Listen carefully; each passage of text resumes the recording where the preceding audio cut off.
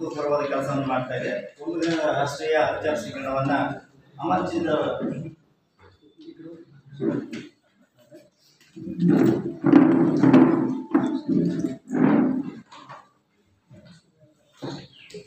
ಅಮರಚಿಂತರ ಸಾಹಿತ್ಯದ ಕುರಿತು ಒಂದು ರಾಷ್ಟ್ರೀಯ ವಿಚಾರ ಸಂಕಿರಣವನ್ನು ಹಮ್ಮಿಕೊಳ್ಳಲಾಗಿದೆ. ವೃತ್ತಿ ಒಂದಾದರೂ ಪ್ರವೃತ್ತಿಯಲ್ಲಿ ಸಮಾಜಮುಖಿಯ ಕಾವ್ಯ ಸಂತನ ಧ್ಯಾನಕ್ಕೆ ನಾವೆಲ್ಲರೂ ಅಣಿಯಾಗಿದ್ದೇವೆ. ಬೆಳಗ್ಗೆಂದಲೂ ಒಂದು ಕಾಡ್ತಾ ಇದ್ದು ಟೀ ಗುಡಿಯಲ್ಲಿ ಮತ್ತೆ ಮಾತಾಡುವಾಗ ರಾಯಚೂರಲ್ಲಿ ಆಗಿ ಚೆನ್ನಾಗಿರ್ತೇನೆ ಅಂತ ಅಮರಚಂದ್ರ ಹೇಳುವಂತೆ ಕಡಲಾಗಬೇಕಂದ್ರೆ ಅಣಿಯಾಗಬೇಕು ಮೊದಲು ಅಂತಾರಲ್ಲ, ಆ ಕಡಲಿಗೆ ನಾವು ಅಣಿಯಾಗಿವೆ, ಜವಾಬ್ದಾರಿ ಇದೆ, ಋಣಭಾರ ಬೇರೆ ಇದೆ. ಹಾಗಾಗಿ ಅಂತಹ ಸಾಹಿತ್ಯ ಕುರಿತು ನಾವೆಲ್ಲ ಈ ತಲೆಮಾರಿಗೆ ಮುಂದಿನ ತಲೆಮಾರಿಗೆ ಅವಾಗ ವರ್ತಮಾನಕ್ಕೆ ಬಂದಾಗ ಒಂದಿಷ್ಟು ನಮ್ಮ ಓದಿನ ತಿಳುವಳಿಕೆ ಬರಹದ ತಿಳುವಳಿಕೆಗಳು ಬೇರೆ ಆಗ್ತಾ ಬಂತು. ಅಂಥ ಕಾರ್ಯಕ್ಕೆ ಬಂಡಾರ ಪ್ರಕಾಶನೆಯಾಗಿದ್ದು ಶ್ಲಾಘನೀಯ ಸಂಗತಿ. ಈಗಾಗಲೇ ಒಂದು ಗೋಷ್ಠಿ ಮುಗಿದಿದೆ. ಎರಡನೇ ಗೋಷ್ಠಿಯ ಒಂದು ಉಪಸ್ಥಿತಿಯನ್ನ ಸಹೋದರ ಡಾಕ್ಟರ್ ನಾಗರಾಜ್ ದೊರೆ ವೇದಿಕೆ ಮೇಲೆ ಬರಬೇಕಂತೇಳಿ ಅವ್ರನ್ನ ಕೇಳ್ಕೊಳ್ತೇನೆ. ಅದೇ ರೀತಿಯಾಗಿ ಕರಿಲಿಂಗ ನಾಟಿಕಾರ್ ಇವರು ಬೂಟುಗಾಲಿನ ಸದ್ದು ಕಾದಂಬರಿಯ ಭಾಷಿಕ ನೋಟವನ್ನು ಒಂದು ವಿಷಯ ಕುರಿತು ಮಾತನಾಡಿದ್ದಾರೆ. ಅವರು ವೇದಿಕೆ ಮೇಲೆ ಬರಬೇಕಂತ ಕೇಳ್ಕೊಳ್ತೇನೆ. ಅದೇ ರೀತಿಯಾಗಿ ರಾಜೇಂದ್ರ ಕುಮಾರ್ ಮುದ್ದಾಳ್ ಇವರು ಸಹ ವೇದಿಕೆ ಮೇಲೆ ಬರಬೇಕು. ಇವರ ವಿಷಯ ಮತ್ತೋರ್ವ ವಿಷಯ ಮಂಡಕರಾದಂಥ ಡಾಕ್ಟರ್ ಬಸವರಾಜ್ ಸಂಕೇಶ್ವರ್ ಅಮರಚಿಂತರ ಬೂಟುಗಾಲಿನ ಸದ್ದು ವಿಮರ್ಶೆ ಈ ವಿಷಯಗಳ ಕುರಿತು ಅವರು ಅಧ್ಯಯನ ಮಾಡ್ತಾ ಇದ್ದಾರೆ. ಈಗಾಗಲೇ ಘೋಷ ವಾಕ್ಯದಲ್ಲಿರುವಂತೆ ನಾನು ಬೇಟೆಯ ಜೊತೆಗಿದ್ದೇನೆ, ಬೇಟೆಗಾರರ ಜೊತೆಗೆಲ್ಲ ಅಂತದ್ದು ಅದು ಈ ನೆಲದ ಸ್ಥಾಯಿ ಭಾವ. ಹಾಗಾಗಿ ಒಬ್ಬ ವ್ಯಕ್ತಿ ಕಾವ್ಯವನ್ನು ನಾವು ಒಂದು ಹೀಗೆ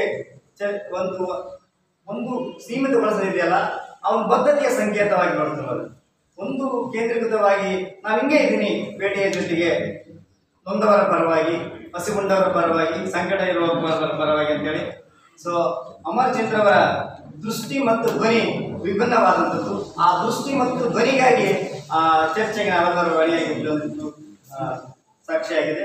ವೇದಿಕೆ ಮೇಲೆ ಉಪಸ್ಥಿತಿರುವಂಥ ಎಲ್ಲರಿಗೂ ಪ್ರೀತಿ ಸ್ವಾಗತ ಬಯಸುತ್ತಾ ಮೊನ್ನೆದಾಗಿ ಕರಿಲಿಂಗ ನಾಟಿಕರ್ ಅವರನ್ನು ವಿಷಯ ಮಂಡಿಸಬೇಕಂತ ಹೇಳೋ ವೇದಿಕೆ ಆಹ್ವಾನಿಸ್ತೇನೆ.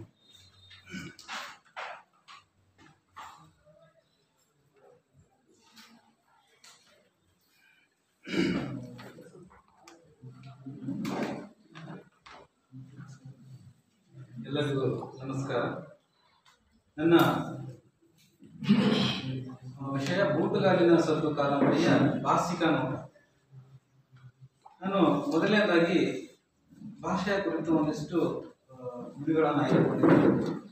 ಭೂಮಿ ಮೇಲೆ ನಾವು ಯಾವುದೇ ಒಂದು ಭಾಷೆ ನಿಂತ ನೀರು ಅಂತೇಳಿ ನಾವು ಈಗಾಗಲೇ ಅರಿತುಕೊಂಡಿದ್ದೇವೆ. ಅದು ಸದಾ ಚಲನಶೀಲವಾಗಿ ಹರಿಯುವಂಥ ಪ್ರಕ್ರಿಯೆಯಾಗಿದೆ. ಭಾಷೆ ಅನ್ನೋದು ದೈವದತ್ತವಲ್ಲ, ಅದು ಮನುಷ್ಯನ ಸ್ವಪರಿಶ್ರಮದಿಂದ ಬರುವಂಥದ್ದು ಅನ್ನೋದು ನಾವು ಈಗಾಗಲೇ ಕಂಡುಕೊಂಡಿದ್ದೇವೆ. ಮನುಷ್ಯರಿಗೆ ಉಸಿರಾಟದ ಕ್ರಿಯೆ ಎಷ್ಟು ಮುಖ್ಯವೋ ಭಾಷೆ ಕೂಡ ಅಷ್ಟೇ ಮುಖ್ಯವಾಗಿದೆ ಎಂಬುದು ಕೂಡ ನಮಗೆ ಈಗಾಗಲೇ ತಿಳಿದಂಥ ವಿಷಯ. ಹೀಗೆ ಭಾಷೆಯ ಕುರಿತು ಒಂದಿಷ್ಟು ಮಾತುಗಳನ್ನು ನಾನು ಇಲ್ಲಿ ಮಾಡಿ ಅನಂತರ ಸಮಯದ ಇರುವುದರಿಂದ ನಾನು ಡೈರೆಕ್ಟಾಗಿ ಬೂಟುಗಾಲಿನ ಸದ್ದು ಕಾದಂಬರಿಯಲ್ಲಿ ಇರುವಂಥ ಭಾಷಿಕ ನೋಟದ ಬಗ್ಗೆ ಮಾತಾಡ್ತೀನಿ. ಈ ಬೂಟುಗಾಲಿನ ಸದ್ದು ಕಾದಂಬರಿ ಒಟ್ಟು 13 ಅಧ್ಯಾಯಗಳನ್ನು ಒಳಗೊಂಡಿದೆ. ಅವುಗಳ ಅಧ್ಯಾಯವನ್ನು ನಾನು ಹೇಳದೆ ಲೇಖಕರು ಹೇಳುವಂತೆ ಇಲ್ಲಿ ಇದೊಂದು ರಾಜಕೀಯ ಕಾದಂಬರಿಯಾಗಿದೆ ಅಂತ ಅವರೇ ಹೇಳಿದ್ದಾರೆ. ಅದರ ಜೊತೆಗೆ ಶೋಷಣೆ, ಕೊಲೆ, ದರೋಡೆ, ಸಹಾಯ, ಪ್ರೀತಿ, ಕಾಯಕ, ಸಂಬಂಧ, ವ್ಯಾಪಾರ, ಇದೇ ರೀತಿ ಹಾವಳಿ, ಪ್ರತಿ ಹಾವಳಿ ಇತ್ಯಾದಿ ಅಂಶಗಳನ್ನು ಈ ಕಾದಂಬರಿ ಒಳಗೊಂಡಿದೆ. ಇದರ ಜೊತೆಗೆ ವಿಭಿನ್ನ ಭಾಷಾ ಬಳಕೆಯಾಗಿರುವುದು ಕೂಡ ಕಂಡುಬರುತ್ತದೆ. ಉದಾಹರಣೆಯಾಗಿ ಶಿಷ್ಟ ಕನ್ನಡನೂ ಬಳಕೆಯಾಗಿದೆ, ಗ್ರಾಮೀಣ ಕನ್ನಡ, ಉರ್ದು ಮಿಶ್ರಿತ ಕನ್ನಡ, ಕನ್ನಡ ಮಿಶ್ರಿತ ಉರ್ದು, ಹೀಗೆ ಹಲವಾರು ಮಿಶ್ರಿತ ಭಾಷೆಗಳನ್ನು ಕೂಡ ನಾನು ಗಣನೆಗೆ ತೆಗೆದುಕೊಂಡಿದ್ದೇನೆ. ಒಬ್ಬ ಸಾಹಿತ್ಯದ ಕೃಷಿಯಲ್ಲಿ ತನ್ನದೇ ಆದ ಚಿಂತನಾ ಲೋಕದಲ್ಲಿ ಸಂಚರಿಸುತ್ತಾನೆ. ತನಗೆ ಆ ಲೋಕದಲ್ಲಿ ಆದ ಕೊಳಲಾಟಗಳಿಗೆ ಭಾಷಾ ಮಾಧ್ಯಮದ ಮೂಲಕ ಸೂಕ್ತವಾದ ರೂಪಗಳನ್ನು ನೀಡುತ್ತಾ ಸಮಾಜಕ್ಕೆ ಅಥವಾ ಓದುಗರಿಗೆ ಒಂದು ಸಂದೇಶವನ್ನು ಕೊಡುವ ಪ್ರಯತ್ನ ಮಾಡುತ್ತಾನೆ ಎನ್ನುವುದು ನಾವೀಗ ಕಂಡುಕೊಂಡಂತಾಗಿದೆ. ಈ ಕಾದಂಬರಿಯಲ್ಲಿ ನಿರೂಪಣೆಯ ಭಾಷೆ ಮತ್ತು ಪಾತ್ರಗಳ ಭಾಷೆ ಬೇರೆಯಾಗಿರುವುದು ನೋಡುತ್ತೇವೆ. ನಿರೂಪಣೆಯ ಭಾಷೆ ಕಾವ್ಯಾತ್ಮಕವಾಗಿ ಮತ್ತು ಶಿಷ್ಟಾತ್ಮಕವಾಗಿ ನಿರೂಪಿಸಲಾಗಿದೆ. ಪಾತ್ರಗಳ ಭಾಷೆ ಹೈದರಾಬಾದ್ ಕರ್ನಾಟಕದ ರಾಯಚೂರಿನ ಸಾಮಾಜಿಕ ವಲಯ ಮತ್ತು ರಾಜಕೀಯ ವಲಯಗಳಿಗೆ ತಕ್ಕಂತೆ ಬಳಸಲಾಗಿರುವುದು ಇಲ್ಲಿ ಗೊತ್ತಾಗುತ್ತೆ. ಮೊದಲನೇದಾಗಿ ಈ ಕಾದಂಬರಿಯ ಪ್ರವೇಶಿಕೆಯಲ್ಲಿ ನಿರೂಪಕರು ನಿರೂಪಣೆಯನ್ನು ಕಾವ್ಯಾತ್ಮಕವಾಗಿ ವರ್ಣಿಸುವುದರ ಮೂಲಕವಾಗಿ ಪ್ರಾರಂಭ ಮಾಡ್ತಾರೆ. ನಂತರ ಕರೀಂ ಖಾನ್ ಮತ್ತು ಮದರ್ ಸಾಬ್ ಎಂಬ ಪಾತ್ರಗಳು ಉರ್ದುವಿನಲ್ಲೇ ಸಂಭಾಷಣೆ ಆರಂಭಿಸುತ್ತವೆ. ಉದಾಹರಣೆ ಕರೀಂ ಖಾನ್ ಮಾತಾಡುವುದು ಮದರ್ ಸಾಬ್ಗೆ ಕೇಳ್ತಾನೆ, ಏನಂತ, ಸುಕ್ರಿಯಾ ಬಡೆ ಮಿಯಾ ಬೋಲೋ ಕ್ಯಾ ಹಾಲ್ ಹೇ ಮೊಹಲ್ಲೆ ಕಾ ಅಂತ.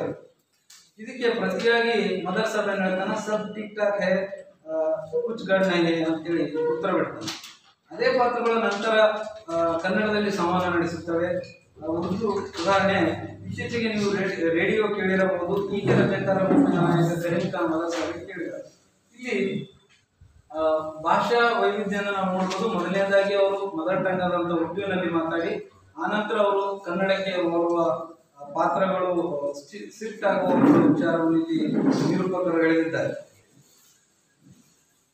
ಈಗ ಅದೇ ರೀತಿ ಇವರ ಗುಂಪಿನಲ್ಲಿರುವ ಕೂಡ ಶಿಷ್ಟ ಕನ್ನಡದಲ್ಲಿ ಮಾತಾಡುತ್ತಿದ್ದರು.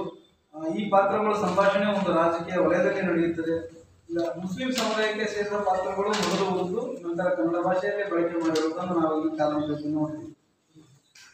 ಕಾದಂಬರಿಯ ಪ್ರಮುಖ ಪಾತ್ರಧಾರಿಯಾದಂಥ ಅರಸರ ರಂಗಪ್ಪ, ಇವನ ಮೂಲ ಭಾಷೆ ತೆಲುಗು ಆಗಿರುತ್ತೆ. ಇವನಿಗೆ ಫಕೀರಪ್ಪ ಬಡ್ಡಿ ಮತ್ತು ಅಸುಲು ಕೊಡಲು ಬಂದಾಗ ದಂಡಮಣ್ಣ ದಂಡಮ್ ಅಂತ ಹೇಳ್ತಾನೆ. ಇವನ ತಂದೆ ಕೂಡ ಮಾಸಮಣ್ಣ. ಇವನು ಕೂಡ ಒಂದು ಸಂದರ್ಭದಲ್ಲಿ ದಂಡಮ್ ದಣಿ ಅನ್ನುವ ಒಂದು ತೆಲುಗು ಪದಗಳನ್ನು ಬಿಟ್ಟರೆ ಈ ಕಾದಂಬರಿಯಲ್ಲಿ ನಾವು ತೆಲುಗು ಪದಗಳು ಸಿಗುವುದಿಲ್ಲ. ಆದರೆ ಇವನು ಮತ್ತು ಇವನ ಕುಟುಂಬದ ಸದಸ್ಯರು ಕನ್ನಡ ಮಾತನಾಡುವಾಗ ಉರ್ದು ನಾಮಪದಗಳು ಹೆಚ್ಚಾಗಿ ಬಳಕೆ ಮಾಡಿದ್ದು ನಮಗೆ ಇಲ್ಲಿ ಕಂಡು ಬರುತ್ತದೆ. ರಂಗಪ್ಪನ ಅಪ್ಪ ಮಾಸಮಣ್ಣನಿಗೆ ತೆಲುಗು ಭಾಷೆ ಬಿಟ್ಟು ಬೇರೆ ಯಾವ ಭಾಷೆ ಬರುವುದಿಲ್ಲ ಅಂತೇಳಿ ಕಾದಂಬರಿಯಲ್ಲೇ ಚರ್ಚೆ ಮಾತಾಗುತ್ತೆ. ಆದರೆ ಲೇಖಕರು ಇವನನ್ನು ಈ ಪಾತ್ರ ಮಾಸಮಣ್ಣನ ಪಾತ್ರ ಮಾತಾಡುವಾಗ ಅಲ್ಲಿ ಕನ್ನಡದಲ್ಲಿ ಅವರನ್ನು ಮಾತನಾಡಿಸಿರುವುದು ಕಂಡು ಬರುತ್ತದೆ. ಉರ್ದು ಮಾತೃಭಾಷೆ ಪಾತ್ರಧಾರಿಗಳು ದ್ವಿಭಾಷೆ ಬಳಕೆ ಮಾಡಿದಾಗ ಅವರು ಹೇಗೆ ಉರ್ದು ಭಾಷೆ ಪಾತ್ರಧಾರಿಗಳು ಕನ್ನಡ ಮತ್ತು ಉರ್ದು ದ್ವಿಭಾಷೆ ಬಳಕೆ ಮಾಡಿದ್ರು, ಅದೇ ರೀತಿಯಾಗಿ ತೆಲುಗು ಭಾಷೆ ಪಾತ್ರಗಳು ಕನ್ನಡ ಮತ್ತು ತೆಲುಗು ಮಾತನಾಡುವಲ್ಲಿ ಸೋತಿದ್ದಾರೆ ಅನ್ನೋದು ನನ್ನ ಒಂದು ದೃಷ್ಟಿಕೋನ. ಈ ಮಾಸುಮಣ್ಣನ ಮೈ ಮೇಲೆ ಮಾಸೂಮ್ ಸಾಹಬನ ಸವಾರಿ ಬಂದ ತಕ್ಷಣ ಅವನು ಉರ್ದು ಮತ್ತು ಅರಬಿ ಮತ್ತು ಪಾರ್ಸಿ ಭಾಷೆಯನ್ನೇ ಬೆರೆಸಿ ಮಾತಾಡ್ತಾನೆ ಅಂತೇಳಿ ಕಾದಂಬರಿಯ ನಿರೂಪಣೆನೇ ಇಲ್ಲಿ ಬಂದಿದೆ. ಆದರೆ ಈ ಅರಬಿ, ಪಾರಸಿ ಮತ್ತು ಈ ಮಿಶ್ರಿತ ಭಾಷೆಗಳು ಅಲ್ಲಿ ಸಾಮಾನ್ಯ ಜನರಿಗೆ ಕೂಡ ಅರ್ಥ ಆಗೋದಿಲ್ಲ ಅನ್ನೋದು ಆ ಒಂದು ಸನ್ನಿವೇಶದಲ್ಲಿ ನಮ್ಗೆ ಗೊತ್ತಾಗುತ್ತೆ. ಈ ಮುಸ್ಲಿಂ ಸಮುದಾಯ ಇನ್ನೊಂದು ಇದಕ್ಕೆ ಬಂದ್ರೆ, ಮುಸ್ಲಿಂ ಸಮುದಾಯದ ವ್ಯಕ್ತಿಗಳು ಕೋಪಗೊಂಡಾಗ ಮತ್ತು ತಕ್ಷಣಕ್ಕೆ ಅವರು ಪ್ರತಿಕ್ರಿಯಿಸುವಾಗ ಹೆಚ್ಚಾಗಿ ಅವರು ಉರ್ದು ಭಾಷೆಯನ್ನು ಬಳಕೆ ಮಾಡುವುದನ್ನು ನಾವು ಇಲ್ಲಿ ಕಾದಂಬರಿಯಲ್ಲಿ ಕಾಣ್ತೀವಿ. ಉದಾಹರಣೆಗೆ ಕರೀಂ ಖಾನ್ ಮೇಲೆ ನಾಯಿ ಆಕ್ರಮಣ ಮಾಡಿದಾಗ ಸಿಟ್ಟಿನಿಂದ ಸಹಚರಿಗೆ ಅವನು ಏನ್ ಹೇಳ್ತಾನಂದ್ರೆ, ಮಾರೋ ಇಸ್ ಪಾಗಲ್ ಕುತ್ತೆಗೂ ನಹಿ ತೋ ಹೇ ಹಮ್ ನಹಿ ಚೋಡೇಗ ಅಂತ ಹೇಳ್ತಾನೆ. ಇಂಥ ಹಲವು ವ್ಯಾಖ್ಯಾನಗಳು ಮುಸ್ಲಿಂ ಪಾತ್ರಗಳು ಈ ಭಾಷೆ ಅಂದ್ರೆ ಈ ಸಿಟ್ಟಿನಿಂದ ಬರುವಂತ ಭಾಷೆಗಳು ಹೆಚ್ಚಾಗಿ ಬಳಕೆಯಾಗಿದೆ. ಈಗ ಉದಾಹರಣೆ ಇನ್ನೂ ನೋಡ್ಬೇಕಾದ್ರೆ ಹರನ್ಪುರ್ ಖಾನ್ ಸಾಬ್, ಹಾವೋ ಬೇಟೆ, ಪಕೋಡೋ ಸಾಲೆ ಕೋ ಜಿಂದಾ ಮತ್ ಚೂಡು, ಖತಮ್ ಕರೋ, ಮಾರೋ ಸಾಲೆ, ಬಾಂಚು, ನಮಕ್ ಹರಂ ಅಂತ ಮುಂತಾದ ಹಲವು ಪದಗಳನ್ನು ನಾವು ಈ ಕಾದಂಬರಿಯಲ್ಲಿ ನೋಡ್ತೀವಿ. ಅದೇ ರೀತಿ ಕನ್ನಡ ಮತ್ತು ಉರ್ದುವಿನಲ್ಲಿ ಸಾಮಾಜಿಕ ಬೈಗುಳಗಳ ಸಾಕಷ್ಟು ಬಳಕೆಯಾಗಿರೋದನ್ನು ನೋಡ್ತೀನಿ. ಉದಾಹರಣೆಗೆ ನಾವಿಲ್ಲಿ ಲೋಡಿ ಮಗ, ಮಿಟಕಲಾಡಿ, ಬಾಂಚು, ಸುಳೆ ಮಗ, ಬೋಸುಡಿ, ಹರಾಮ್ಪುರ್ ಮುಂತಾದ ಬೈಗುಳ ಪದಗಳನ್ನು ಇಲ್ಲಿ ನಾವು ಕಾದಂಬರಿಯಲ್ಲಿ ಕಂಡಿರುವುದನ್ನು ನೋಡ್ತೀವಿ. ಇಂಥ ಬೈಗುಳ ಪದಗಳಿಂದ ಮಾತೃಭಾಷೆ ಹೇಗೆ ಗುರುತಿಸುವುದು ಎನ್ನುವುದಕ್ಕೆ ತೆನಾಲಿ ರಾಮನ ಒಂದು ಕಥೆ ಕೂಡ ನೆನಪಾಗುತ್ತೆ. ಒಬ್ಬ ವಿದ್ವಾಂಸನು 5-6 ಭಾಷೆಗಳನ್ನು ನಿರಕ್ಷರವಾಗಿ ಮಾತನಾಡುತ್ತಿರ್ತಾನೆ. ಇವನ ಮಾತೃಭಾಷೆ ಯಾವುದು ಎಂಬುದು ರಾಜನಿಗೆ ದೊಡ್ಡ ಪ್ರಶ್ನೆ ಆದಾಗ ಅವನು ವಿದ್ವಾಂಸನ ಮಾತೃಭಾಷೆ ಕಂಡುಹಿಡಿದವರಿಗೆ ಇಷ್ಟು ಬಹುಮಾನ ಅಂತೇಳಿ ಲಂಬರ್ ಹೊಡಿಸ್ತಾನೆ. ಆವಾಗ ಕೂಡಿದ ಸಭೆಯಲ್ಲಿ ತೆನಾಲಿ ರಾಮ ಏನ್ ಮಾಡ್ತಾನೆ, ವಿದ್ವಾಂಸನ ಮಾತೃಭಾಷೆ ತೆಲುಗು ಅಂತ ಹೇಳ್ಬಿಡ್ತಾನೆ. ಅವಾಗ ವಿದ್ವಾಂಸ ಒಪ್ಕೊಳ್ತಾನೆ, ನನ್ನ ಮಾತೃಭಾಷೆ ತೆಲುಗು ಅಂತ. ಆವಾಗ ರಾಜ ಕುತೂಹಲದಿಂದ ತೆನಾಲಿ ರಾಮ ಕೇಳಿದಾಗ, ಏನು ನೀನು ಮಾಡಿದೆ ಅವನಿಗೆ, ಹೆಂಗ್ ಗೊತ್ತಾಯ್ತು ನಿನಗೆ ಅಂತ ಕೇಳಿದಾಗ, ಅವನು ಗಾಢ ನಿದ್ರೆಯಲ್ಲಿದ್ದಾಗ ಅವನ ಮೇಲೆ ನಾನು ತಣ್ಣೀರು ಹರಿಸಿದೆ, ಅವ ನನಗೆ ತೆಲುಗುದಾಗ ಬೈದ, ಅವಾಗ ನನಗೆ ಅವನ ಭಾಷೆ ಯಾವುದು, ಮಾತೃಭಾಷೆ ಯಾವುದು ಗೊತ್ತಾಯ್ತು. ಹೀಗೆ ಮಾತೃಭಾಷೆ ಒಂದು ಅತಿ ಹೆಚ್ಚಾಗಿ ಅಂದ್ರೆ ಸಿಟ್ಟಿನಲ್ಲಿದ್ದಾಗ ಮತ್ತು ಕೋಪದಲ್ಲಿದ್ದಾಗ ಮಾತೃಭಾಷೆ ಬಳಕೆಯಾಗಿರೋದ್ರಿಂದ ಇದೊಂದು ತೆನಾಲಿ ರಾಮನ ಕಥೆಯನ್ನು ನಾವು ಇಲ್ಲಿ ನೆನಪು ಮಾಡ್ಕೊಳ್ಬೋದು. ಅದೇ ರೀತಿಯಾಗಿ ಸಾಮಾಜಿಕ ಕೆಳಸ್ತರದ ಕುಟುಂಬದವರಾದಂಥ ರಂಗಪ್ಪ, ಮಾಸಮಣ್ಣ, ಆಲಮೇಲಮ್ಮ, ಕೊರವಾರ ಪರಿಮೆ, ಕಾಸಿಮಪ್ಪ, ಮಂಗಮ್ಮ ಇಂಥ ಮುಂತಾದ ಪಾತ್ರಗಳು ಗ್ರಾಮೀಣ ಭಾಷೆಯನ್ನು ಹೆಚ್ಚಾಗಿ ಬಳಸುತ್ತವೆ. ಉದಾಹರಣೆ, ಮಗನ ಹುಟ್ಟು ತಲೆಗೂದಲು ತೆಗೆಸಲು ಬರುವ ಅಡೆತಡೆಗಳಿಗೆ ಬೇಸತ್ತು ಮಂಗಮ್ಮ ಗಂಡನಿಗೆ ಏನು ಹೇಳ್ತಾಳೆ ಅಂದ್ರೆ, ಏನ್ ಸಾಡೆ ಸತ್ ಬಡ್ಕಂದದು ಏನ್ ಕಥೆನೋ ಒಂದ್ರ ಹಿಂದೆ ಒಂದು ಸಿಕ್ಕಲು ಅಂಗಡಿ ಕೊಳ್ತಾವ ಅಂತ. ಅದೇ ರೀತಿ ಮೇಲ್ವರ್ಗದ ವ್ಯಕ್ತಿಗಳಾದಂಥ ಪಾಂಡುರಂಗಾಚಾರಿ, ವೆಂಕಟೇಶಿ ಸೀನಪ್ಪ, ಪುತ್ಲಿಬಾಯಿ, ಓಬಳರೆಡ್ಡಿ, ಪೂಜಾರಿ ಕೇಶವಾಚಾರಿ, ಪಂಡಿತ ಗಲಗಲಿ ಮುಂತಾದವರೆಲ್ಲ ಏನ್ ಮಾಡ್ತಾರೆ, ಉನ್ನತ ಸ್ಥಾನದಲ್ಲಿರುವ ಈ ಜನರ ಭಾಷೆ ಒಂದು ಉನ್ನತವಾಗಿ ಅಂದ್ರೆ ಅದು ಏನಂತ ಪ್ರಭುತ್ವದಿಂದ ಕೂಡಿದೆ ಅಂತ ಹೇಳ್ಬೋದು. ಉದಾಹರಣೆ, ಪಂಡಿತ ಗಲಗಲಿ ಅವರು ಪೂಜಾರಿ ಕೇಶವಾಚಾರಿಗೆ ಏನ್ ಹೇಳ್ತಾನ ಅಂದ್ರೆ, ಪೂಜಾರಿ ನಿನಗೆ ಗುಡಿಯೊಳಗೆ ಗಂಟಿ ಬಾರಿಸೋದಂದೇ ಗೊತ್ತು, ರಾಜಕೀಯ ಸ್ಥೂಲ ಸೂಕ್ಷ್ಮಗಳ ಅರಿವು ನಿನಗಿಲ್ಲ ಅಂತ ಹೇಳಿದ್ರು. ಅಂದ್ರೆ ಕನ್ನಡ ಭಾಷೆಗಳು ಸಾಮುದಾಯಿಕವಾಗಿ ಹೇಗೆ ಒಳನೋಟದಲ್ಲಿ ಭಿನ್ನವಾಗಿದೆ ಅನ್ನೋದು ನಾವು ಈ ಕಾದಂಬರಿಯಲ್ಲಿ ಕಾಣಬಹುದು. ಅದೇ ರೀತಿಯಾಗಿ ಇನ್ನೊಂದು ಸನ್ನಿವೇಶದಲ್ಲಿ ಪೊಲೀಸ್ ಸ್ಟೇಷನ್ ಒಳಗಡೆ ಅಮೀನ್ ಸಾಬ್ ಮತ್ತು ವಕೀಲ ಆರ್ಮಿ ಅವರ ಮತ್ತು ಗೋಪಶೆಟ್ಟಿ ಗುರುಪಾದಪ್ಪ ಅವರ ಸಂಭಾಷಣೆ ಉರ್ದುವಿನಲ್ಲೇ ಪ್ರಾರಂಭ ಆಗುತ್ತೆ. ತದನಂತರ ಈ ವ್ಯಕ್ತಿಗಳು ಪೊಲೀಸ್ ಸ್ಟೇಷನ್ ಹೊರಗಡೆ ಬಂದಾದ ತಕ್ಷಣ ಇವರು ರಂಗಪ್ಪ ಮತ್ತು ಅವನ ಸಹಚರರ ಜೊತೆಗೆ ಮಾತನಾಡುವುದು ಶಿಷ್ಟ ಕನ್ನಡ ಭಾಷೆಯಲ್ಲಿ. ಇದರಿಂದ ನಮಗೆ ಸಾಮಾಜಿಕ ಮತ್ತು ರಾಜಕೀಯ ವಲಯದಲ್ಲಿ ಹೇಗೆ ಭಿನ್ನ ಭಾಷೆಯ ಬಳಕೆಯಾಗುತ್ತದೆ ಎಂಬುದನ್ನು ನಾವು ಇಲ್ಲಿ ಈ ಕಾದಂಬರಿಯಲ್ಲಿ ನೋಡಬಹುದು. ಅದಕ್ಕೆ ಒಂದು ಉದಾಹರಣೆಯಾಗಿ ನಾವಿಲ್ಲಿ ಅಮೀನ್ ಸಾಬ್ ಯಾವುದೇ ಕೇಸಿನ ವಿಷಯದ ಕುರಿತು ಇಬ್ಬರ ಜೊತೆ ಮಾತನಾಡುತ್ತಿದ್ದು ಹೀಗೆ ಅವರು ಏನು ಮಾತಾಡ್ತಿದ್ರೆ, हम पहले कैसे सोचते वो प्लान के मुताबिक वैसे करो ಅಂತೇಳಿ ಅಮೀನ್ ಸಾಬ್ ಅವರು ಸ್ಟೇಷನ್ ಒಳಗಡೆ ಮಾತಾಡ್ತಾರೆ. ಅದೇ ಅಮೀನ್ ಸಾಬ್ ಅವರು ಹೊರಗಡೆ ಬಂದಾಗ ದರ್ಪವಾಗಿ ಮಾತಾಡ್ತಾರೆ. ಅವರು ಯಾರು ರಂಗಪ್ಪ ಮತ್ತು ಅವನ ಸಹಚರ ಜೊತೆ, ಏನಲ್ಲಿ ಕಳಬದ ಮಾಲೀಕರು ಯಾರಾದ್ರೆ ನಿಮ್ಮ ಕತ್ತೆಗಳನ್ನು ತೋರಿಸಿ ಅವುಗಳನ್ನು ಮನೆಗೆ ಹಿಡ್ಕೊಂಡು ಹೋಗ್ರಿ ಅಂತೇಳಿ ಅಧಿಕಾರದಲ್ಲಿರುವ ವ್ಯಕ್ತಿ ಸಾಮಾಜಿಕವಾಗಿ ಮತ್ತು ಕೆಳಸ್ತರದಲ್ಲಿರುವವರಿಗೆ ಬಳಸುವಂತಹ ಭಾಷೆಗಳು ಯಾವ ಅನ್ನೋದನ್ನು ನಾವು ಇಲ್ಲಿ ಕಂಡುಕೊಳ್ಬಹುದು. ಒಟ್ಟಿನಲ್ಲಿ ರಜಾಕರ ಹೊಡಿತದಿಂದ ಇನ್ನೊಂದು ಸನ್ನಿವೇಶದಲ್ಲಿ ರಜಾಕರ ಹೊಡಿತದಿಂದ ಮೂರ್ಛೆ ಬಿದ್ದಿದ್ದಂಥ ಗೋಪಾಲ್ ಸಿಂಗ್ ಅವನ ಎಚ್ಚರಗೊಂಡ ತಕ್ಷಣ ಅವನು ಉರ್ದುವಿನಲ್ಲಿ ಮುಜೆ ಮತ್ ಮಾರೋ ಅಂತೇಳಿ ಜೀವಿತಾನ. ಈ ವ್ಯಕ್ತಿ ದಿನನಿತ್ಯದ ಭಾಷೆ ಕನ್ನಡ ಆದರೂ ಕೂಡ, ದಿನನಿತ್ಯದ ಅಥವಾ ಮಾತೃಭಾಷೆ ಕನ್ನಡವಾಗಿದ್ದರೂ ಕೂಡ ಅವನಿಗೆ ವ್ಯಾವಹಾರಿಕವಾಗಿ ಉರ್ದು ಭಾಷೆ ಗೊತ್ತಿತ್ತು ಅನ್ನುವುದನ್ನು ನಾವು ಇಲ್ಲಿ ಕಂಡುಕೊಳ್ಬಹುದು. ಇಲ್ಲ ಅವನ ಪ್ರಜ್ಞೆಯಲ್ಲಿ ಆ ಘಟನೆ ಅಷ್ಟೇ ಅಚ್ಚಾಗಿರಬಹುದು. ಆ ಎಚ್ಚರ ಪ್ರಜ್ಞೆ ಬಂದ ತಕ್ಷಣ ಆ ಉರ್ದುವಿನ ಗೊತ್ತಿರುವ ಭಾಷೆ ಆಗಿದ್ದರಿಂದನೇ ಆ ಪದ ಬಳಕೆ ಮಾಡಿರ್ಬೋದು ಅಂತೇಳಿ ನಾವು ಇಲ್ಲಿ ಹೇಳ್ಬೋದು. ತನ್ನ ದಿನನಿತ್ಯದ ಹಳೆ ಭಾಷೆಯನ್ನು ಮಾತನಾಡಲು ಕಾಣಿಸ್ತದೆ. ಆದರೆ ರಂಗಪ್ಪ ಮತ್ತು ಅವರ ಕುಟುಂಬದ ಹಿರಿಯ ಸದಸ್ಯರು ಕೂಡ ಕನ್ನಡ ಮಾತುಗಳಲ್ಲಿ ಉರ್ದು ನಾಮಪದಗಳು ಹೆಚ್ಚಾಗಿ ಬಳಸುವುದನ್ನು ಕಾಣುತ್ತದೆ. ಇಲ್ಲಿ ಒಂದು आज के इस इंसान को है क्या हो गया, इसका पुराना प्यारो कहाँ पर हो गया, कैसा है मानुस गड़ी है बाइयों में जंग चढ़ी है ಅಂತೇಳಿ ಹೀಗೆ ಕಾದಂಬರಿಯಲ್ಲಿ ಸಮಾಜದ ಪರಿಸ್ಥಿತಿಯ ಕುರಿತು ಇದನ್ನೊಬ್ಬ ದಪ್ಪು ಹಿಡಿಯುತ್ತಾ ಹಿಂದಿ ಹಾಡನ್ನು ಹಾಡುವುದು ಕೂಡ ನಾವಿಲ್ಲಿ ನೋಡ್ತೀವಿ. ಇಂಥ ಹಲವು ಮಾತುಗಳು ಈ ಕಾದಂಬರಿಯಲ್ಲಿ ನಮಗ ಭಜನೆ, ತತ್ವಪದ ಮುಂತಾದ ಜನಪದ ಹಾಡುಗಳನ್ನು ಇಲ್ಲಿ ನೆನಪು ಮಾಡ್ತಾರೆ. ಈ ನಮ್ಮ ಈ ರಾಯಚೂರು ಸಾಮಾಜಿಕ ಪರಿಸರದ ಗಾದೆಗಳನ್ನು ಕೂಡ ಈ ಕಾದಂಬರಿಯಲ್ಲಿ ನಾವು ನೋಡ್ಬೋದು. ಬಜಿತಿ ಪಾವಸಿಯರ್ ಅಲ್ಲಂಡಿ ಅರಸ ಆಗೋದು ಬೇಡ, ಹೆಣ್ಣು ಮನೆಗೆ ಹುಣ್ಣು ಇದ್ದಂಗೆ ಮುಂತಾದ ಇಂಥ ಸಾಮಾಜಿಕ ಗಾದೆಗಳನ್ನು ಸಂದರ್ಭಕ್ಕೆ ತಕ್ಕಂಗೆ ಲೇಖಕರು ಇಲ್ಲಿ ಬಿಡಿಸಿಕೊಂಡಿದ್ದಾರೆ ಅಂತೇಳಿ ನಾವು ಹೇಳ್ಬೋದು. ಅದೇ ರೀತಿಯಾಗಿ ಟಿಕ್ ಟಿಕ್, ಪುಕ್ಪುಟು, ಪುಸು ಪುಸು, ಕರಂ ಕರಂ, ಪೆಕ ಪೆಕ, ಪಿಡಿ ಪಿಡಿ ಅಂತ ಮುಂತಾದ ಅನುಕರಣ ಪದಗಳನ್ನು ಕೂಡ ಇಲ್ಲಿ ಲೇಖಕರು ಬಳಸಿಕೊಂಡಿದ್ದಾರೆ. ಇದರ ಜೊತೆಗೆ ಮನುಷ್ಯರ ಜೊತೆಗೆ ಪ್ರಾಣಿ ಭಾಷೆಯನ್ನು ಕೂಡ, ಪ್ರಾಣಿ ಪಕ್ಷಿಗಳ ಭಾಷೆಯನ್ನು ಕೂಡ ಲೇಖಕರು ಇಲ್ಲಿ ಬಳಸಿಕೊಂಡಿದ್ದಾರೆ ಅಂತ ಹೇಳ್ಬೋದು.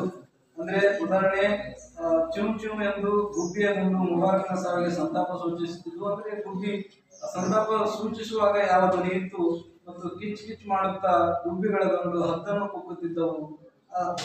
ಅಂದ್ರೆ ಹದ್ದು ಕುಕ್ಕುವಾಗ ಅವುಗಳ ಶಬ್ದ ಹೇಗಿತ್ತು ಅನ್ನೋದು ಕೂಡ ಲೇಖಕರು ಇಲ್ಲಿ ಅಷ್ಟು ಸೂಕ್ಷ್ಮವಾಗಿ ಗಮನಿಸಿದ್ದಾರೆ ಅನ್ನೋದಿಲ್ಲಿ ನಾನು ಕಂಡುಕೊಂಡಿದ್ದೀನಿ. ಇಷ್ಟು ಹೇಳಿ ಈ ಕಾದಂಬರಿಯಲ್ಲಿ ಕಾದಂಬರಿಯ ಪಾತ್ರಗಳನ್ನು ನಾನು ಸಾಮಾಜಿಕ ಮತ್ತು ಇದರಿಗೆ ಅನುಸಾರವಾಗಿ ಭಾಷೆಯನ್ನು ಬಳಸಿಕೊಂಡಿದ್ದಾರೆ.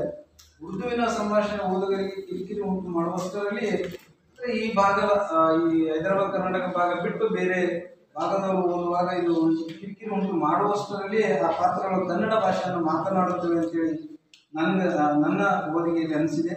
ಇದರಿಂದ ಓದುಗರನ್ನು ಭಾಷಾ ಶಕ್ತಿಯಿಂದ ಆರಂಭದಿಂದ ಅಂತ್ಯದವರೆಗೂ ಕೂಡ ಓದಿಸಿಕೊಂಡು ಹೋಗುತ್ತದೆ ಎನ್ನುವುದು ನನ್ನ ಒಂದು ಅನಿಸಿಕೆ. ಕನ್ನಡ ಮಾತೃಭಾಷೆಯ ಪಾತ್ರಗಳಲ್ಲಿ ಉರ್ದುವಿನ ಪ್ರಭಾವ ಕಂಡು ಬಂದರೆ ಉರ್ದು ಮಾತೃಭಾಷೆಯ ಪಾತ್ರಗಳಲ್ಲಿ ಕನ್ನಡದ ಪ್ರಭಾವ ಇರುವುದು ನಮಗೆ ಇಲ್ಲಿ ಕಂಡು ಬರುತ್ತದೆ. ಗ್ರಾಮೀಣ ಭಾಷೆ ಮಾತನಾಡುವ ಪಾತ್ರಗಳು ಗ್ರಾಮೀಣ ಭಾಷೆಯ ಜೊತೆಗೆ ಶಿಷ್ಟ ಭಾಷೆ ಬಳಸಿದ್ದೂ ಇದೆ. ಇಂಥ ಸಣ್ಣ ಪುಟ್ಟಗಳನ್ನು ಬಿಟ್ಟರೆ ಈ ಕಾದಂಬರಿ ಸಾಮಾಜಿಕ ಮಾನಸಿಕವಾಗಿ ಸಂಪೂರ್ಣ ಪಕ್ವವಾಗಿದೆ ಅನ್ನೋದು ನನ್ನ ಒಂದು ಅನಿಸಿಕೆ. ಎಲ್ಲ ಕೇಳಿದಂಥ ಧನ್ಯವಾದಗಳು. ಭಾಷೆ ಪ್ರಾದೇಶಿಕ ಅನನ್ಯತೆ, ಆ ಭಾಷೆಯ ಆಧಾರದ ಮೇಲೆ ಪ್ರಬಂಧವನ್ನು ಬಿಡಿಸಿದಂಥ ಕಲಿಕಾ ಧನ್ಯವಾದಗಳು. ಈಗ ಮತ್ತೊಬ್ಬ ವಿಷಯ ಮಂಡಕರು ಡಾಕ್ಟರ್ ಬಸವರಾಜ್ ಶಂಕೇಶ್ವರ ಅಮರ್ಚಂದ್ರ ಕೂಟಗಾರ ಸಂತು ಪರಾಮರ್ಶ ಈ ವಿಷಯದಲ್ಲಿ ಮಾತನಾಡುತ್ತಿದ್ದಾರೆ.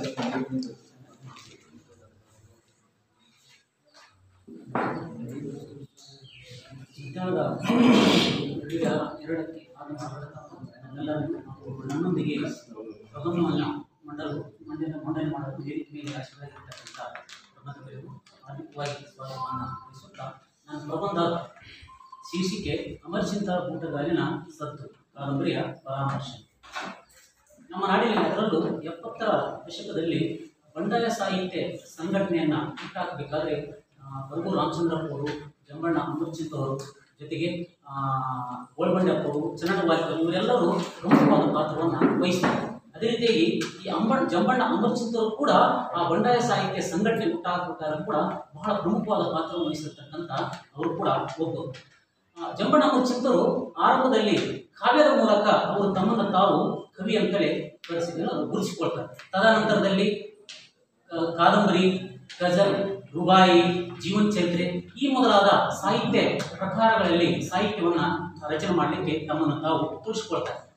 ಜಂಬಣ್ಣ ಅಮರ್ಚಿಂತವರು ಕೇವಲ ಸಾಹಿತ್ಯಕ್ಕೆ ಮಾತ್ರ ತಮ್ಮನ್ನು ತಾವು ಸೀಮಿತಗೊಳಿಸಿಕೊಳ್ಳದೆ ಸಂದರ್ಭಾನುಸಾರ ಅವರು ಸಮಾಜದಲ್ಲಿ ನಡೀತಕ್ಕಂಥ ಅನ್ಯಾಯ, ಶೋಷಣೆ, ದರ್ಪ, ಮೇಲೆ ನಡೀತಕ್ಕಂಥ ಕೊಲೆ, ಸುಲಿಗೆ, ಅತ್ಯಾಚಾರಗಳ ಕುರಿತು ಕೂಡ ಬೀದಿಗಿಳಿದು ಹೋರಾಟ ಮಾಡಿರ್ತಕ್ಕಂಥ ಒಂದು ಅಪರೂಪದ ಹೋರಾಟಗಾರ ಅಂತ ಕೂಡ ತಪ್ಪಾಗಲ್ಲ.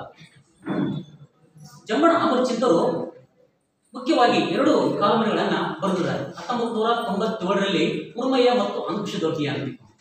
ಆ ಕುರುಮಯ್ಯ ಅಂಕುಶದೊಡ್ಡಿ ಕಾದಂಬರಿ ಕೊರವರ ಸಂಸ್ಕೃತಿಯನ್ನ ಪರಿಚಯ ಮಾಡೋದ್ರ ಜೊತೆಗೇನೆ ಆ ಕೊರವ ಜನಾಂಗದಲ್ಲಿ ಬರ್ತಕ್ಕಂಥ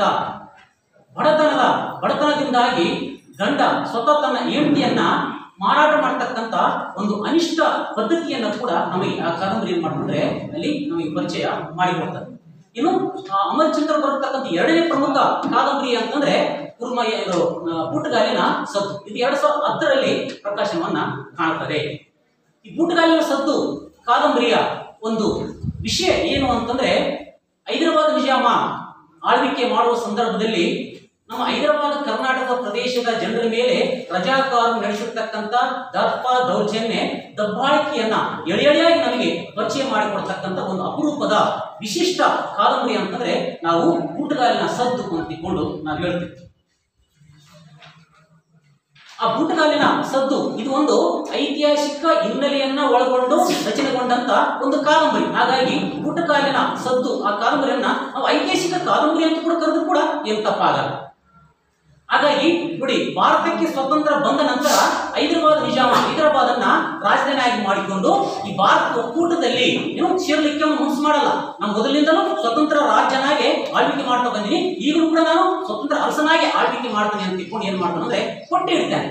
ಅಷ್ಟಲ್ಲದೆ ಆ ಒಂದು ಹೈದರಾಬಾದ್ ನಿಜಾಮನ ಹೆಸರಿನಲ್ಲಿ ರಜಾಕಾರರು ಈ ಹೈದರಾಬಾದ್ ಕರ್ನಾಟಕ ಪ್ರದೇಶದ ಜನರ ಮೇಲೆ ನಾನಾ ರೀತಿಯ ದೌರ್ಜನ್ಯ, ಕೊಲೆ, ಸುಲಿಗೆ, ದರ್ಪ, ದಬ್ಬಾಳಿಕೆಗಳನ್ನ ಯಾವ ರೀತಿ ನಡೆಸಿದ್ರು ಅನ್ನೋದನ್ನ ಆ ಒಂದು ಕಾದಂಬರಿ ಓದ್ತಾ ಹೋದ್ರೆ ನಮಗೆ ಬಿಡಿಯಾಗಿ ಎಳೆಯಾಗಿ ಆ ಕಾದಂಬರಿ ನಮ್ಗೆ ಏನ್ ಮಾಡ್ತಂದ್ರೆ ಅಲ್ಲಿ ತಿಳಿಸ್ತಾ ಹೇಳ್ತಾ ಹೋಗ್ತದೆ. ಆ ಬೂಟಗಾಲಿನ ಸದ್ದು ಕಾದಂಬರಿ ಇದೆಯಲ್ಲ, ಆ ಕಾದಂಬರಿ ಪ್ರಾರಂಭ ಆಗೋದೆ ಟಕ್ ಟಕ್ ಎನ್ನುವ ಒಂದು ಬೂಟಗಾಲಿನ ಸದ್ದಿನೊಂದಿಗೆ. ರಜಾಕಾರರು ಆ ಒಂದು ಊರೊಳಗೆ ಯಾವಾಗ ಬರ್ತಿದ್ರು ಅಂತಂದ್ರೆ ಅವ್ರಿಗೆ ಸಮಯ ಇದ್ದಿಲ್ಲ. ಹಗಲೊತ್ತಿನಲ್ಲಿ ಕೂಡ ಬರ್ತಾ ಇದ್ರು ಮತ್ತು ರಾತ್ರಿ ಹೊತ್ತಿನಲ್ಲಿ ಕೂಡ ಬರ್ತಿದ್ರು. ಆ ಟಕ್ ಟಕ್ ಎನ್ನುವ ಬೂಟಗಾಲಿನ ಸದ್ದನ್ನು ಕೇಳಿ ಆ ಹೈದರಾಬಾದ್ ಕರ್ನಾಟಕದ ಜನಸಾಮಾನ್ಯರು ಏನ್ ಮಾಡ್ತಿದ್ರು ಅಂತಂದ್ರೆ ರಜಾಕಾರರು ಬಂದರು ನಮ್ಮನ್ನ ಕೊಲ್ಲಿಕ್ಕೆ, ಸುಲಿಗೆ ಮಾಡಿಕೊಂಡು ಹೋಗ್ಲಿಕ್ಕೆ, ದೌರ್ಜನ್ಯ ಮಾಡ್ಲಿಕ್ಕೆ ಹೋಗ್ಲಿಕ್ಕೆ ಅಂತ ತಿಳ್ಕೊಂಡು ಮನೆಯೊಳಗೆ ಏನ್ ಮಾಡ್ತಿದ್ರು ಅಂದ್ರೆ ಬಾಗಿಲು ಹಾಕಿಕೊಂಡು ಏನೋ ಇರುವ ಒಂದು ಪರಿಸ್ಥಿತಿ ಒಂದು ಇತ್ತು. ಅಂತ ಒಂದು ಹೃದಯ ವಿದ್ರಾವಕ ಒಂದು ಸನ್ನಿವೇಶ ಆ ಒಂದು ಹೈದರಾಬಾದ್ ನಿಜಾಮನ ಆಳ್ವಿಕೆಯ ಒಂದು ಸಂದರ್ಭದಲ್ಲಿ ಇತ್ತು ಅನ್ನೋದನ್ನ ನಾವು ಈ ಒಂದು ಕಾದಂಬರಿ ಮೂಲಕ ಏನ್ ಮಾಡ್ತೀವಿ ಅಂದ್ರೆ ತಿಳಿದುಕೊಳ್ತೀವಿ. ಅಷ್ಟಲ್ಲದೆ ಹೈದರಾಬಾದ್ ನಿಜಾಮನ ದುರಾಡಳಿತ ಒಂದು ಕಡೆ ಆದ್ರೆ ಇನ್ನ ರಾಮರೆಡ್ಡಿ ಅನ್ನುವ ಒಬ್ಬ ಜಮೀನ್ದಾರ, ಅವನು ಬಡ ಜನರಿಗೆ, ಹಿಂದುಳಿದ ವರ್ಗದ ಜನರಿಗೆ ಏನೋ ಬಡ್ಡಿ ಸಾಲ ಕೊಡ್ತಿದ್ನಲ್ಲ, ಬಡ್ಡಿ ಸಾಲ ಹೆಂಗ್ ಮಾಡ್ತಂದ್ರೆ ಜಾಸ್ತಿ ಬಡ್ಡಿ ಏನಾಗ್ತಿದ್ದ, ಏನೋ ಚಕ್ರಬಡ್ಡಿ ಕೂಡ ಆಗ್ತಾ ಇದ್ದ. ಹಾಗಾಗಿ ಚಕ್ರಬಡ್ಡಿ ಹಾಕುವುದ್ರ ಮೂಲಕ ಬಡವರನ್ನ ಇನ್ನಷ್ಟು ಬಡವರನ್ನಾಗಿ ಮಾಡ್ತಕ್ಕಂಥ ವ್ಯಕ್ತಿ ಆ ರಾಮರೆಡ್ಡಿ. ಒಂದು ಕಡೆಗೆ ಆ ಒಂದು ಹೈದರಾಬಾದ್ ನಿಜಾಮನ ದುರಾಡಳಿತವನ್ನ ಕಂಡ್ರೆ, ಇನ್ನೊಂದು ಕಡೆಗೆ ಆ ಒಂದು ಜನರನ್ನ ಏನೋ ಜೀವನದಾರ ಇರತಕ್ಕಂಥ ರಾಕ್ಷಸನಾಗಿ ಆ ರಾಮರೆಡ್ಡಿ ಜಮೀನ್ದಾರ ಆ ಒಂದು ಕಾದಂಬರಿಯಲ್ಲಿ ನಮಗೆ ಕಂಡು ಬರ್ತಾನೆ. ಅಷ್ಟೇ ಅಲ್ಲದೆ ದೇಶದ ಕುರಿತು ಬಹಳ ಅಪಾರವಾದ ಭಕ್ತಿ ಇದ್ದಂತ ಮುಬಾರಕ್ ಅಂತ ಒಂದು ಪಾತ್ರ ಬರ್ತದೆ. ಆ ಮುಬಾರಕ್ ಏನ್ ಮಾಡ್ತಿರ್ತಾನಂತಂದ್ರೆ ಏನೋ ಅವನು ಅರಿವಚ್ಚನಾಗಿರ್ತಕ್ಕಂಥ ಮುಬಾರಕ್ ಏನೋ ತನ್ನ ಮನುಷ್ಯ ಬಂದಾಗ ಏನಂತ ಕೂಗ್ತಿರ್ತಾನಂತಂದ್ರೆ, ಘೋಷಣೆ ಕೂಗ್ತಿರ್ತಾನಂತಂದ್ರೆ ಭಾರತ ಮಾತಾ ಕಿ ಜೈ, ಮಹಾತ್ಮ ಗಾಂಧೀಜಿ ಕಿ ಜೈ, ಒಂದೇ ಮಾತ್ರ ಅಂತ ತಿಳ್ಕೊಂಡು ಏನೋ ದೇಶಭಕ್ತಿ ಇಟ್ಟುಕೊಂಡು ಏನ್ ಮಾಡ್ತಂದ್ರೆ ಘೋಷಣೆ ಕೂಗ್ತಿರ್ತಾರೆ. ಅವಾಗ ರಜಾಕಾರರು ಬರೋ ಸಮಯವನ್ನ ನೋಡಿ ಆ ಒಂದು ಮುಬಾರಕ್ ಏನ್ ಮಾಡ್ತಿರ್ತಾನಂದ್ರೆ ಭಾರತ ಮಾತಾ ಕಿ ಜೈ ಅಂತ ತಿಳ್ಕೊಂಡು ಕೂಗ್ತಾ ಇರ್ತಾನೆ. ಅವಾಗ ರಜಾಕಾರರು ಇವನು ಯಾವ ನಮ್ಮ ಧರ್ಮಕ್ಕೆ ಸೇರಿರ್ತಕ್ಕಂಥ ಈ ವ್ಯಕ್ತಿ ರಜಾಕಾರನ ಆಡಳಿತದ ವಿರುದ್ಧ, ರಜಾಕಾರನ ಒಂದು ಸರ್ಕಾರದ ವಿರುದ್ಧ ಘೋಷಣೆ ಕೂಗ್ತಾನಲ್ಲ ಅಂತ ತಿಳ್ಕೊಂಡು ಅವನು ಮುಗಿಸ್ರಿ, ಕೊಲೆ ಮಾಡ್ರಿ ಅಂತ ತಿಳ್ಕೊಂಡು ಏನ್ ಮಾಡ್ತಾರಂದ್ರೆ ರಜಾಕಾರರು ಏನ್ ಮಾಡ್ತಾರೆ ಹೇಳ್ತಾರೆ. ಆದ್ರೂ ಕೊನೆಗೆ ಆ ಒಂದು ಮುಬಾರಕ್ ಏನ್ ಮಾಡ್ತಾರ ಅಂತಂದ್ರೆ ಈ ದುಷ್ಟರಾಗಿರ್ತಕ್ಕಂಥ ಪೂರ್ವ ವ್ಯಕ್ತಿಗಳಾಗಿರ್ತಕ್ಕಂಥ ಅಮಾಯಕರಾಗಿರ್ತಕ್ಕಂಥ ಈ ರಜಾಕಾರರ ಕೈಯಲ್ಲಿ ಸತ್ತು ಸಾಯುವುದಕ್ಕಿಂತ ಆ ಒಂದು ಮರವನ್ನು ಹೇರಿ ಆ ಮರದ ಮೇಲಿಂದ ಬಿದ್ದು ಏನ್ ಮಾಡ್ತಾನಂದ್ರೆ ಸಾವನ್ನಪ್ತಾನೆ. ಯಾರು? ಮುಬಾರಕ್. ಹೇಗೆ ಭಾರತದ ಗಡಿಯನ್ನ ಕಾಯ್ತಾ ಶತ್ರುಗಳೊಂದಿಗೆ ಹೋರಾಟ ಮಾಡ್ತಾ ವೀರ ಮರಣವನ್ನು ಹೊಂದುತ್ತಾರ ಯೋಧರನ್ನ, ಅದೇ ರೀತಿಯಾಗಿ ಆ ಯೋಧರೊಂದಿಗೆ ಈ ಮುಬಾರಕನ್ನ ಹೋಲಿಕೆ ಮಾಡಿದ್ರು ಕೂಡ ಏನು ತಪ್ಪಾಗಲ್ಲ. ಯಾಕಂದ್ರೆ ಇವನೊಬ್ಬ ರಾಷ್ಟ್ರಭಕ್ತಿ ಉಳ್ಳಂತ ದೇಶ ಪ್ರೇಮ ಉಳ್ಳತಕ್ಕಂತ ಒಬ್ಬ ವ್ಯಕ್ತಿಯಾಗಿದ್ದ. ಅವನು ಇಸ್ಲಾಂ ಧರ್ಮೀಯನಾಗಿದ್ದರೂ ಕೂಡ ಏನು ಈ ಒಂದು ಹೈದರಾಬಾದ್ ನಿಜಾಮನ ದಬ್ಬಾಳಿಕೆಯ ವಿರುದ್ಧ ಆ ಹೈದರಾಬಾದ್ ಕರ್ನಾಟಕ ವಿಮೋಚನೆ ಪರವಾಗಿ ಏನ್ ಮಾಡ್ತದಂದ್ರೆ ಘೋಷಣೆ ಕೂಗ್ತಕ್ಕಂಥ ಒಬ್ಬ ಪ್ರಗತಿಪರ ವಿಚಾರ ವ್ಯಕ್ತಿ ಅಂತ ತಿಳ್ಕೊಂಡು ಈ ಸಂದರ್ಭದಲ್ಲಿ ನಾವು ಹೇಳಿದ್ರೆ ತಪ್ಪಾಗಲ್ಲ. ಅಷ್ಟೇ ಅಲ್ಲದೆ ಇನ್ನೊಂದು ಬಹಳಷ್ಟು ಸನ್ನಿವೇಶಗಳು, ಬಹಳಷ್ಟು ಪಾತ್ರಗಳು ಬರ್ತವೆ. ಹಾಗಾಗಿ ಸಮಯದ ಮಿತಿ ಇರೋದ್ರಿಂದ ಅವೆಲ್ಲವನ್ನು ನಿಮಗೆ ಬಹಳ ವಿವರವಾಗಿ ನಾನು ಹೇಳಲಿಕ್ಕೆ ಬಯಸಲ್ಲ. ಇನ್ನು ಆ ಒಂದು ಕಾದಂಬರಿಯಲ್ಲಿ ಬರ್ತಕ್ಕಂಥ ಇನ್ನೊಂದು ಪಾತ್ರ ಅಂತಂದ್ರೆ ಆ ಪಠಾಣರ ನಾಯಕನಾಗಿರ್ತಕ್ಕಂಥ ಆಲಂ ಖಾನ್. ಅವನು ಮುಸ್ಲಿಂ ಕಟ್ಟ ಧರ್ಮ ಮತಾಂಧನಾಗಿರ್ತಾನೆ. ಅವ್ನು ಏನ್ ಮಾಡ್ತಂದ್ರೆ ತಮ್ಮ ಧರ್ಮಕ್ಕೆ ಸೇರಿರ್ತಕ್ಕಂಥ ವ್ಯಕ್ತಿಗಳಲ್ಲಿ ಏನ್ ಮಾಡ್ತಂದ್ರೆ ಧರ್ಮದ ಬೋಧನೆಯನ್ನು ತುಂಬಿರ್ತಾನೆ. ಅದಕ್ಕೆ ವಿರುದ್ಧವಾಗಿ ಅದೇ ಇಸ್ಲಾಂ ಧರ್ಮದಲ್ಲಿರ್ತಕ್ಕಂಥ ಮೊಯ್ನುದ್ದೀನ್ ಒಬ್ಬ ಕಮ್ಯುನಿಸ್ಟ್ ಮುಖಂಡನಾಗಿ ಪ್ರಗತಿಪರನಾಗಿ ಏನ್ ಮಾಡ್ತಂದ್ರೆ ಕಂಡು ಬರ್ತದೆ. ನೋಡಿ, ಮೂರು ವ್ಯಕ್ತಿಗಳು ಮುಸ್ಲಿಮರಾಗಿದ್ರು ಕೂಡ ಅವರ ಧೋರಣೆಗಳು, ಆಶಯಗಳು ಏನ್ ಹೆಂಗಿದ್ದಾವಂದ್ರೆ ಭಿನ್ನವಾಗಿ ಇರುವುದನ್ನ ನಾವು ಕಾಣುತ್ತೇವೆ. ಅಷ್ಟಲ್ಲದೆ ಇನ್ನು ಆ ಕಾದಂಬರಿ ಬರ್ತಕ್ಕಂಥ ಇನ್ನೊಂದು ಪ್ರಮುಖ ಪಾತ್ರ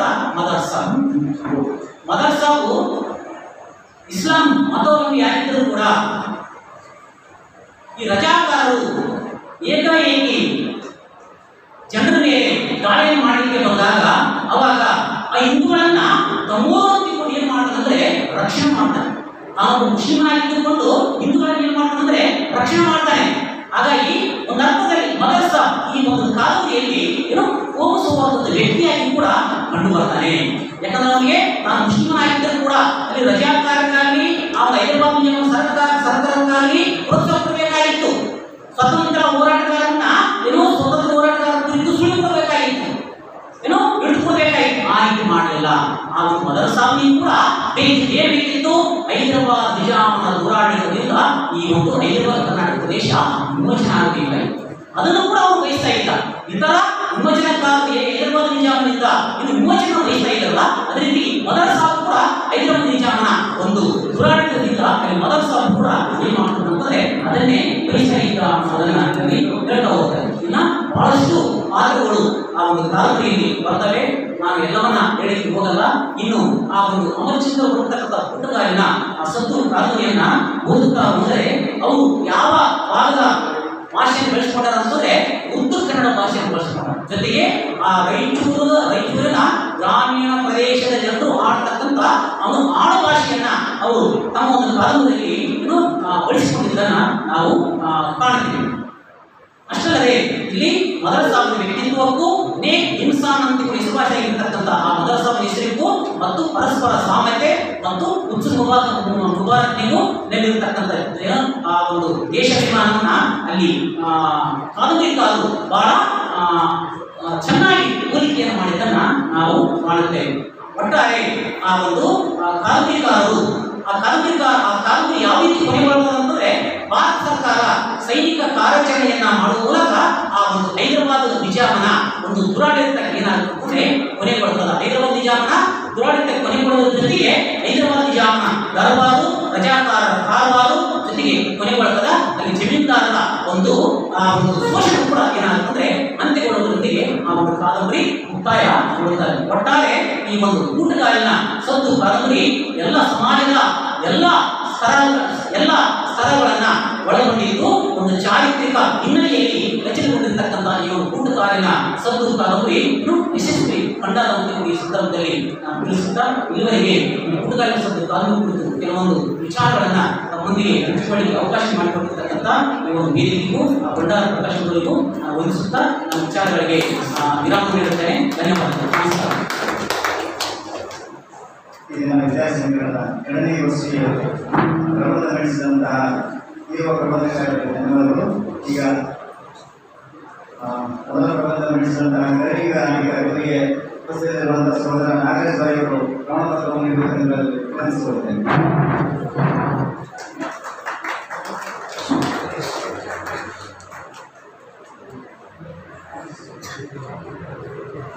ಧನ್ಯವಾದಗಳು ಸರ್. ಹಾಗೆ ಮತ್ತೊಬ್ಬ ವಿಷಯ ಮಾಡಿದಾದಂತಹ ಡಾಕ್ಟರ್ ಬಸವರಾಜ್ ಚಂಗೇಶ್ವರ್ ಇವರಿಗೂ ಸಹ ದೊರೆ ಅವರು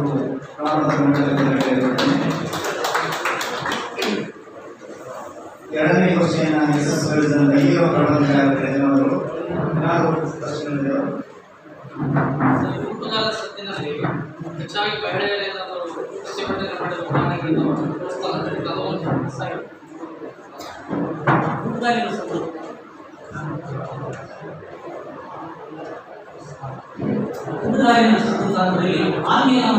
ಉದಾಹರಣೆಗಳನ್ನು ಆಲ್ಮೇಲಮ್ಮ ಈ ಒಂದು ಜಮೀನ್ದಾರರು ಆಲ್ಮೇಲಮ್ಮನ ಜಮೀನನ್ನ ಕಸ್ಕೊಳ್ಳಿಕ್ಕೆ ಪ್ರಯತ್ನ ಮಾಡ್ತಾರೆ. ಆದರೂ ಕೂಡ ಆಲ್ಮೇಲಮ್ಮ ತಾನು ಕಷ್ಟಪಟ್ಟು ಬೆವರು ಸುರಿಸಿ ಸಂಬಳ ಮಾಡಿರ್ತಕ್ಕಂಥ ಜಮೀನನ್ನ ಹೋರಾಟದ ಮೂಲಕ ಏನು ಮಾಡ್ತಾರೆ ತನ್ನಲ್ಲಿ ಉಳಿಸ್ಕೊಳ್ತಾರೆ. ಮಾಡ್ತಾರೆ ತನ್ನಲ್ಲಿ ಉಳಿಸ್ಕೊಳ್ತಾರೆ. ಇದು ಆ ಒಂದು ಕಾಲದಲ್ಲಿ ಬರ್ತಕ್ಕಂಥ ಒಂದು ಪ್ರಮುಖ ಪಾತ್ರ ಅಂತ ನಾವು ಹೇಳ್ಬೋದು. ಧನ್ಯವಾದಗಳು ಸರ್. ಈ ಮೂರನೇ ವರ್ಷೆಯನ್ನು ಶ್ರೀನಿವಾಸಾಯಿ ಸಹಾಯಕ ಪ್ರಾಧ್ಯಾಪಕರು ಸರ್ಕಾರಿ ಮಹಾವಿದ್ಯಾಲಯ ಮಸ್ಕಿ ಇವರು ನಡೆಸಿಕೊಳ್ಳಬೇಕೆಂದು ವಿನಂತಿಸಿಕೊಳ್ಳುತ್ತೇನೆ.